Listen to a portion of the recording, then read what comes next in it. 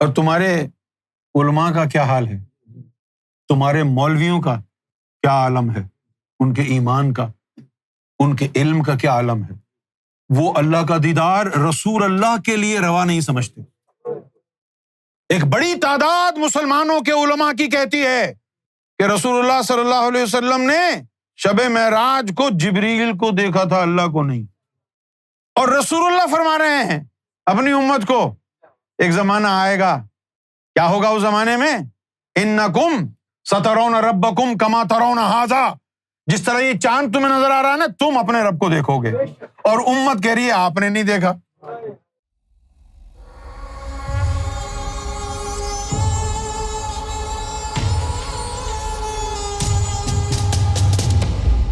مجدد صاحب نے یہ فرمایا ہے کہ جب تک نماز حقیقت نہیں ملتی، نماز صورت پڑھتے رہیں۔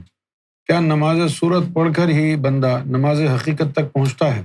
مجدد صاحب کے قول کے مطابق نماز صورت پڑھنا بہت لازم ہے۔ اس کی وضاحت فرمائیں۔ مجدد صاحب نے فرمایا ہے کہ نماز حقیقت کو تلاش کریں، یعنی اس کی جستجو میں لگے رہیں، اور جب تک نماز حقیقت نہیں ملتی ہے یہ نماز صورت پڑھتے رہیں۔ یہ لازم والی بات استعمال نہیں کی انہوں نے، یہ تم نے اپنی طرح سے لگائی ہے۔ اب نماز حقیقت جب تک نہ ملے نماز صورت پڑھیں سے مراد یہ ہے تاکہ آپ کو نماز کی عادت رہے۔ نماز صورت پہنچتی تھوڑی ہے، بس عادت کے لیے ہے۔ دوسرا پھر یہ بھی ہے کہ نماز حقیقت کی تلاش کریں۔ نماز حقیقت کی تلاش کیا کریں گے آپ؟ نماز حقیقت کی تلاش کرنے سے مراد ہے مرشد کامل ڈھونڈیں تاکہ وہ تمہارا قلب منور کرے۔ جس دن تمہارے دل نے اللہ اللہ شروع کر دی، اب تمہاری نماز حقیقت ہو گئی۔ نماز حقیقت کی جو تلاش کریں، یہ بات مجدد صاحب نے اپنے دور میں کہی تھی نا، اس وقت تو اولیاء اللہ کا آنا جانا لگا ہوا تھا نا۔ اور پھر مجدد الف ثانی کی یہ بات جو ہے یہ شریعت پر مبنی ہے۔ مجدد الف ثانی جو تھے وہ جو دین میں بگاڑ پیدا ہو گیا ہے اس بگاڑ کو سدھارنے کے لیے آئے۔ اب مجھے بتائیے کہ بگاڑ کہاں پیدا ہوا تھا؟ جو چیز ظاہر میں ہوگی اسی میں بگاڑ ہوگا نا، جو چیز سینوں میں ہے اس میں بگاڑ تو ہوگا نہیں نا۔ تو طریقت میں تو بگاڑ نہیں ہوا تھا نا، شریعت میں ہی بگاڑ ہوا تھا نا، تو شریعت کو ہی سدھارنے آئے تھے نا۔ کیا خیال ہے؟ کون سے بگاڑ کو؟ طریقت میں بگاڑ ہوا ہے کبھی؟ تو طریقت میں تو اس وقت داخل ہی نہیں ہوتا جب تک تیرے اندر پاک نہ ہو جائے۔ جن کا نفس پاک ہوتا ہے انہیں کو طریقت میں داخلہ ملتا ہے نا ذکر قلب کے ذریعے۔ تو بگاڑ کدھر پیدا ہوگا؟ بگاڑ شریعت میں ہی ہوگا نا۔ اب مجدد صاحب کی مجبوری یہ تھی کہ ان کے دور میں بہت سے لوگ بلند و بانگ دعوے کرتے تھے میری نماز عرش پہ ہو رہی ہے، میری یہاں ہو رہی ہے، میری وہاں ہو رہی ہے۔ لہٰذا شریعت کو سخت کرنے کے لیے انہوں نے کہا بھائی ٹھیک ہے، نماز حقیقت کی تلاش کرو اور نماز صورت جاری رکھو، تاکہ لوگ دعویٰ نہ کریں ہاں جی میں تو نماز حقیقت جب آئے گی میں اثر تب پڑھوں گا۔ اس سے ان کو یہ خدشہ تھا کہ لوگ بے نمازی ہو جائیں گے، بے نمازی ہو جائیں گے، ایک اور فتنہ پیدا ہو جائے گا۔ تو اس سے محفوظ رہنے کے لیے انہوں نے یہ بات کہی، بس آپ کی عادت نہ بگڑے، ورنہ کوئی نماز صورت پڑھنے کا کوئی ثواب واب تھوڑی ہے، بھائی دھوکہ دینے کا کوئی ثواب ملے گا؟ کوئی ثواب نہیں۔ نماز عشق اور نماز حقیقت میں کیا فرق ہے؟ نماز حقیقت جو ہے اس کی تشریح رسول اللہ نے بیان کی ہے۔ رسول اللہ صلی اللہ علیہ وسلم نے فرمایا لا صلاۃ الا بحضور القلب، قلب کی حاضری کے بغیر نماز نہیں ہوتی۔ جب تمہیں قلب کی حاضری مل جائے اس کے ساتھ جب نماز پڑھو گے تو وہ نماز حقیقت ہے، یعنی حقیقی نماز وہی ہے۔ نماز کی شرط ہے، نماز جو ہے کفر کا توڑ، فسق اور نفاق، کفر، فسق، نفاق۔ زبان اقرار کرے، جسم عمل کرے، دل تصدیق کرے، یہ تین چیزیں ہوں گی تو نماز حقیقت ہے۔ کیونکہ سرکار گوھر شاہی نے فرمایا کافروں کی زبان اقرار نہیں کرتی، فاسقوں کے جسم عمل نہیں کرتے، منافقوں کے دل تصدیق نہیں کرتے۔ اب تم نے نماز میں کھڑے ہو گئے، نماز نیت کر کے کھڑے ہو گئے، شروع کر دی الحمدللہ رب العالمین مالک یوم الدین ایاک نعبد و ایاک نستعین، زبان اقرار کر رہی ہے نا، پھر رکوع سجود کیا، جسم میں عمل بھی کیا، تو تیسرا کمپوننٹ کیا تھا؟ دل تصدیق کرے، اور دل کہتا ہے گھر میں ہٹا ہی نہیں، اقرار بھی ہو گیا، کفر بھی ٹوٹ گیا، جسم نے عمل کیا، فسق بھی جاتا رہا، لیکن دل نے تصدیق نہیں کی، منافقت تو رہ گئی نا۔ یہ نماز صورت ہے۔ جب زبان اقرار بھی کرے، جسم عمل بھی کرے اور دل تصدیق بھی کرے تو یہ حقیقی نماز ہے، یہ نماز حقیقت ہے۔ اس کے بعد ایک اور حدیث ہے، الصلاۃ معراج المومنین۔ بھائی معراج میں تو حضور پاک اللہ کے پاس گئے تھے نا، تو نماز عشق کیا ہے؟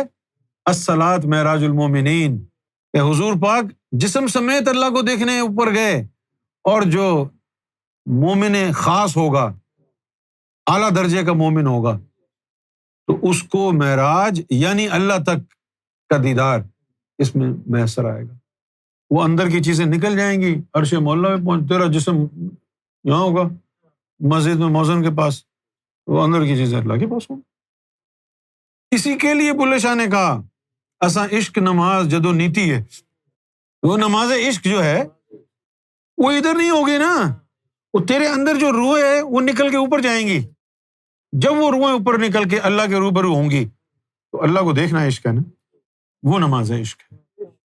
اب جسم تیرا مسجد میں کھڑا ہو، مندر میں کھڑا ہو، نماز عشق تو روح سے ہے نا، مندر میں کھڑا ہو، مسجد میں کھڑا ہو، سینما میں کھڑا ہو، جسم سے روح نکل کے عرش پر ہی جائے گی نا۔ اسی لیے انہوں نے کہا اساں عشق نماز جدو نیتی ہے، تد پل گئے مندر مسیتی ہے۔ کہیں بھی کھڑا ہو، تو نماز عشق وہ ہے جس کے اندر اللہ کا دیدار ہو جائے۔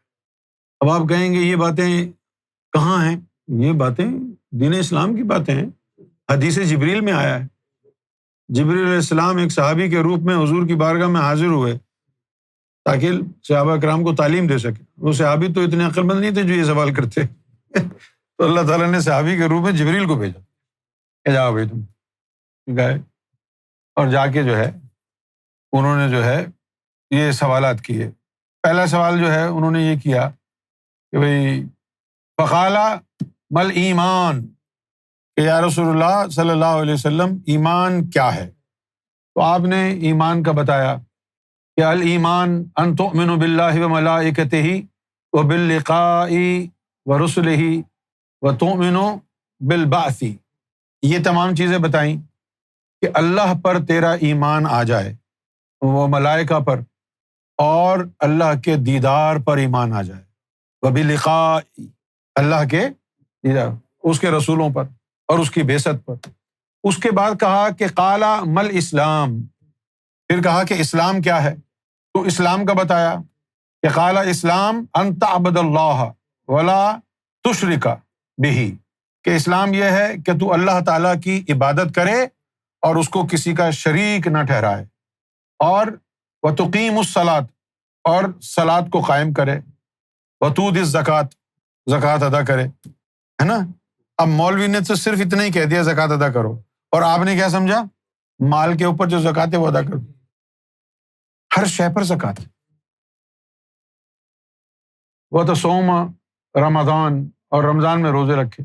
اور پھر آخری درجہ کہا قال مل احسان، قال ان تعبد اللہ، کہ مرتبہ احسان یہ ہے ان تعبد اللہ، کہ جب تو اللہ کی عبادت کرے کأنک تراہ، تو جب تو اللہ کی عبادت کرے تو ایسے کر کہ تو اسے دیکھے، تجھے اللہ کا دوران عبادت دیدار ہو۔ اس کے بعد جو جملہ ہے اس جملے میں مولویوں نے بڑی گڑبڑ کی، اس کا صحیح مفہوم سرکار نے بیان فرمایا۔ آگے لکھا ہے فَإِن لَمْ تَكُنْ تَرَاهُ، اور اگر فَإِن لَمْ تَكُنْ تَرَاهُ، اور اگر تو اسے دیکھنے کے قابل نہیں ہے، فَإِنَّهُ يَرَاكَ، تو پھر اپنے آپ کو ایسا بنا لے کہ وہ تجھے دیکھے، پھر اپنے آپ کو ایسا بنا لے وہ تجھے دیکھے۔ اور وہ کیا کہتا ہے؟ نہ میں تمہاری شکلوں کو دیکھتا، ان اللہ لا ينظر الى صورکم واعمالکم، نہ تمہاری شکل صورت دیکھتا، نہ تمہارے اعمال دیکھتا، ولکن ينظر الى قلوبکم ونیاتکم، تمہارے قلب اور تمہاری نیت کو دیکھتا۔ یہ مرتبہ احسان ہے، یہ رسول اللہ صلی اللہ علیہ وسلم کو تعلیم جبریل کے ذریعے اللہ نے سکھائی، اور اس تعلیم میں کہا جا رہا ہے کہ جب تو اللہ کی عبادت کرے تو اس دوران عبادت تجھے اللہ کا دیدار ہو، اور اگر تیرے مقدر میں دیدار الہی نہیں ہے تو اپنے آپ کو، اپنے دل کو چمکا لے کہ وہ چمکتے ہوئے دلوں کو دیکھتا ہے۔ اور لوگ کہتے ہیں یہ نماز عشق کیا ہوتی ہے؟ کب فرمایا رسول اللہ نے؟ فرمایا نا رسول اللہ نے کہ جب تو عبادت کرے تو اللہ کو دیکھ۔ بلے شاہ نے کیا نماز عشق کیا ہے؟ میں تجھے دیکھ لوں تو مجھے دیکھ لے، یہی ہے نا نماز عشق۔ اور کیا نماز عشق ہوتی ہے؟ نماز میں اللہ کا دیدار کرنا، یہی نماز عشق ہے۔ نماز عشق میں کیا اچھا ہے؟ نماز عشق کیسے ہوتی ہے؟ وہ انسان کو کب میسر آتی ہے؟ نماز عشق اللہ کا دیدار ہے۔ دیدار کے لیے یہ مخلوق ہے، سر کے اندر لطیفہ ہے نا، اس کو تیار کرنا پڑتا ہے، تعلیم دیدار حاصل کرنی پڑتی ہے۔ اس کے بعد پھر مرشد کامل جو ہے وہ، اب یہ جو دیدار والا مرحلہ ہے یہ نظروں سے ہے نا، تو پھر اس کے لیے مرشد اکمل چاہیے، حقیقت والا۔ دیدار کا تعلق نظروں سے ہے نا، یہ مرحلہ نظروں سے طے ہوتا۔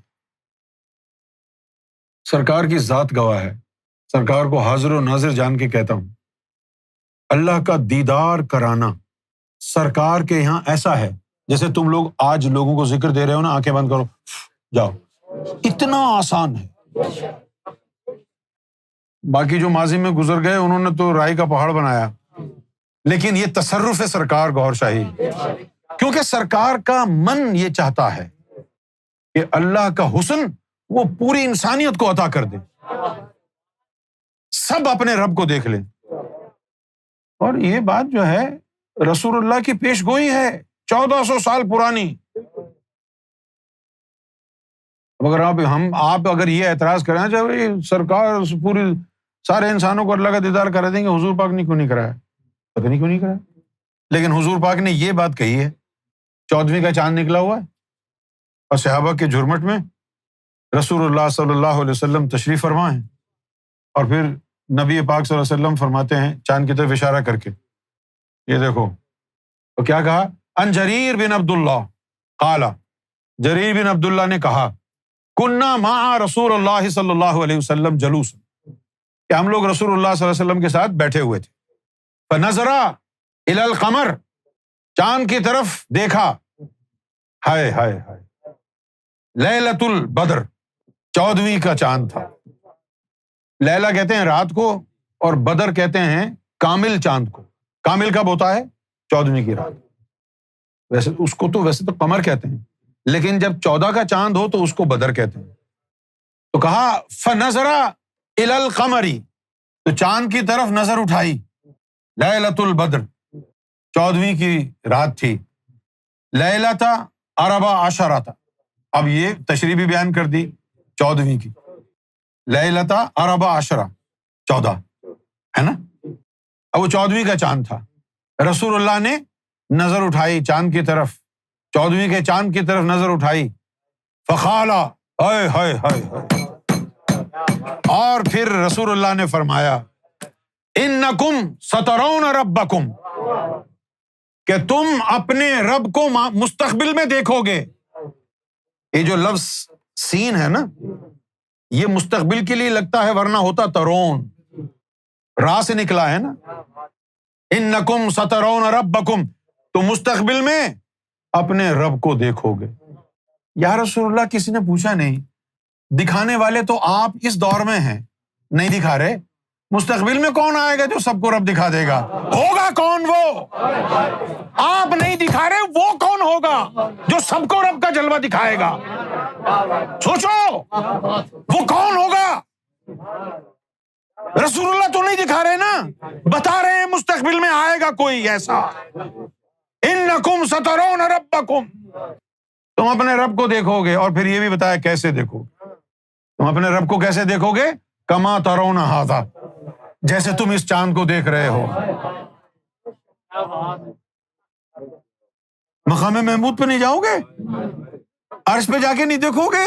یہیں بیٹھے بیٹھے نظر آئے گا نا چاند، یا عرش پہ جا کے دیکھتے ہو چاند کو؟ بھائی چاند دیکھنے کے لیے مقام محمود پہ جاتے ہو کیا؟ چاند کہاں سے نظر آتا ہے؟ تو معلوم یہ ہوا زمین پر بیٹھ کے رب کو دیکھو گے۔ کما ترون ھذا، بالکل اپنے رب کو ایسے دیکھو گے جیسے یہ 14ویں کا چاند دیکھ رہے ہو۔ اور حماد حرام زادہ کہتا ہے چاند پہ تو بے نظیر کی بھی تصویر ہے، یہ کوئی بڑی بات نہیں ہے۔ گستاخ امام مہدی سیدنا گوہر شاہی کے گستاخ۔ انکم سترون ربکم کما ترون ھذا، تم اس طرح اپنے رب کو دیکھو گے جس طرح یہ جو چاند نظر آ رہا ہے۔ اور پھر اس کے بعد کہا لا تدمون فی رؤیتی، اور دیکھنے میں کوئی دقت نہیں ہو، دیکھنے میں اس بات کے اوپر جو ہے سورہ رحمان اترنی چاہیے تھی، فَبِأَيِّ آلَاءِ رَبِّكُمَا تُكَذِّبَانِ، یہاں اترنی چاہیے تھی۔ اور تمہارے علماء کا کیا حال ہے، تمہارے مولویوں کا کیا عالم ہے، ان کے ایمان کا، ان کے علم کا کیا عالم ہے؟ وہ اللہ کا دیدار رسول اللہ کے لیے روا نہیں سمجھتے۔ ایک بڑی تعداد مسلمانوں کے علماء کی کہتی ہے کہ رسول اللہ صلی اللہ علیہ وسلم نے شب معراج کو جبریل کو دیکھا تھا، اللہ کو نہیں۔ اور رسول اللہ فرما رہے ہیں اپنی امت کو ایک زمانہ آئے گا، کیا ہوگا اس زمانے میں؟ انکم سترون ربکم کما ترون ھذا، جس طرح یہ چاند تمہیں نظر آ رہا ہے نا، تم اپنے رب کو دیکھو گے۔ اور امت کہہ رہی ہے آپ نے نہیں دیکھا۔ اتنے بدبخت۔ اچھا بھائی یہ بتاؤ، عاشقوں کو نماز میں دیدار ہوتا تھا، اب اگر آخری دور میں کھلی آنکھوں سے رب نظر آئے گا تو نماز پڑھنے کون جائے گا؟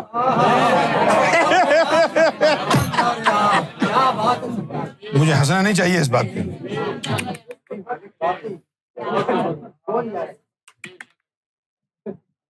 بھائی الصلاۃ معراج المومنین، ہم نماز میں دیدار دیں گے، نماز پڑھنی پڑے گی۔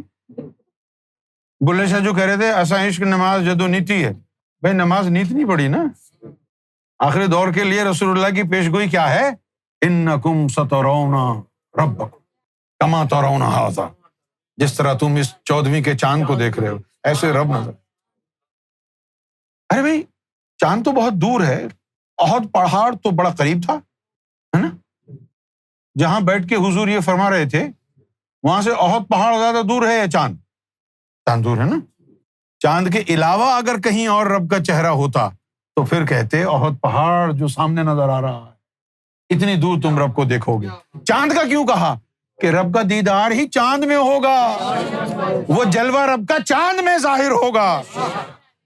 یہ تو نشانی کے طور پر کہا ہے کہ مہدی کا چاند میں چہرہ آئے گا، وہ چہرہ مہدی کا نہیں رب کا جلوہ ہے۔ یہ دیکھنا رب کو دیکھنا ہے۔ انکم سترون ربکم کما ترون ھذا، جس طرح یہ چاند دیکھ رہے ہو پھر رب کی تصویر کو دیکھو گے۔ ایمان ہے اس بات؟ یہ دماغ کی دہی بن جاتی ہے سوچ سوچ کے۔ ابے ہم نے ہمارے ماں باپ نے کون سی ایسی نیکی کی تھی جو ہم کو سرکار گوہر شاہی کا دامن مل گیا؟ اور یقین کرو ہم کو سدھرنے کی ضرورت نہیں ہے، ہم جتنے بگڑے ہوئے ہیں الحمدللہ، ہم جتنے بگڑے ہوئے ہیں الحمدللہ، اس لیے کہ ہم کو جتنے غلیظ ہیں الحمدللہ ہمیں زیب دیتا ہے غلاظت۔ اللہ کا شکر ہے ہم غلیظ ہیں، ہم گنہگار ہیں۔ اگر ہم پارسا ہوتے تو اللہ کسی فقیر کے پلے باندھ دیتا، چلو بھائی ان کو نظام الدین اولیاء کے ساتھ لگا دو، وہ کہتے چلو بیٹا نماز میں کھڑے ہو، چلو۔ ہم کو سرکار گوہر شاہی نے قبول کیا، کیوں؟ ہمارے جیسے غلیظوں کو قبول کرنے کا تپڑ نہیں تھا کسی میں، صرف گوہر شاہی کا جگرا ہے جو ہم جیسے غلیظوں کو سرکار نے قبول فرمایا۔ ہم غلاظت کا ڈھیر ہیں، ہم حرام کے لقمے سے پیدا ہوئے انسان ہیں، اس کے باوجود گوہر شاہی کی طاقت نے ہمارے دلوں میں اللہ کا ذکر بلند کیا ہے۔ یہ صرف سرکار کا تصرف ہے۔ انکم سترون ربکم کما ترون ھذا لا تدمون فی رؤیتہ، اور ان کو دیکھنے میں کوئی دقت نہیں.